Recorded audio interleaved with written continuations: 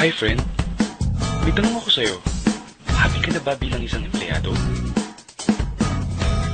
Okay lang ba sa'yo na magtrabaho ng 8 to 10 hours a day? Sapat na ba ang sahod mo para sa lahat ng gastusin mo sa bahay? Gusto mo ba na parating trabaho, sweldo, at bayad utang na lang ang ikot ng buhay mo? May naiipon ka pa ba sa pagtanda mo? Friend, may tanong ulit ako sa'yo. Gusto mo bang mag-business? Gusto mo bang magkaroon ng extra income? Gusto mo ba na kahit natutulog ka o nagbabakasyon ka ay may pumapasok na income para sa'yo? Gusto mo bang maabot ang mga pangarap mong bilhin at mabayaran ng mga utang mo? Friend, anong magandang negosyo na maliit ang puhunan pero malaki ang kita?